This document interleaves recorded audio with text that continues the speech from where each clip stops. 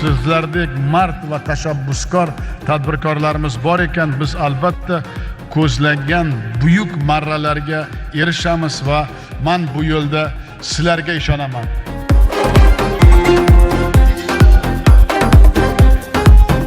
Cemiyatimizda 27 gektar issiqxona tashkil topilgan. Bu 15 gektar pomidor, 12 gektar badrang hosil yetishtiryapmiz. Pomidorimizning navi Pink Paradise. Bu eng qanday desam, klient-bop pomidor, chunki shirasi mazali, eksportbop pomidor. Bu Xorazm bo'yicha bitta bizlarda yetishtiriladi bu rozoy pomidor. Uch qardosh degan badrang turini eklayapmiz. Hosilni juda yaxshi beradi haqiqatdan. Sezon yakunlanganda ham masalan oddiy misol shu badrangni bo'ldi deb yechib tashlasa ham shu yerda to'kilib yotsa ham o'zi bilan o'zi gullab haqiqatdan bir 2 yildan beri ekyapmiz. Juda ham yaxshi hosilni olib turibmiz. Shu narsalarni ko'rgan holda odamning o'zida yana ishtiyoq paydo bo'laveradi, yana rivojlantirishga.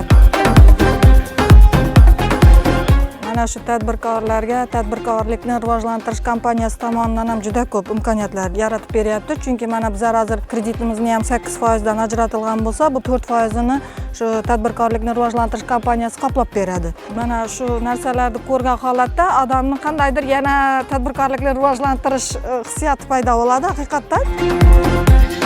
Bir hosilda olamiz 50-60 tonna olamiz 1 gektardan. Chunki Pink Paradise ondan ko'p bermaydi. Fevralning boshigacha ikkinchi hosilni yetishtiramiz, yana 60-70 tonna olsak, o'pshida 1 gektarda 120-140 tonnagacha hosil olamiz. Badrangimizda suv bersak, badrang beraveradi deganday 100-120 tonnagacha hosil olsa bo'ladi badrangimizda.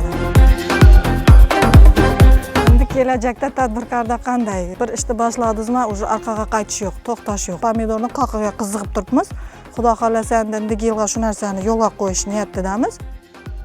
Mana shu hozir aytganimday shu tadbirkorlikni rivojlantirish kompaniyasi shunday kreditda 4%, 50% ni qoplab berish bilan qarorlari kuchayapti. Shu narsalar kuchaygan sayin yana tadbirkorlikni rivojlantirishga ixlos kuchayadi. Bir narsa ishchining shaqqini qoplasa, bir narsa kreditni qoplaydi. Shu bo'yicha bizlar o'zimizning yo'nalishimiz bo'yicha taqsimlab ketamiz. O'zingda ishtiyoq bo'lsa, bir ishingga mehr bo'lsa, tadbirkorchilikni amallab bilsa bo'ladi.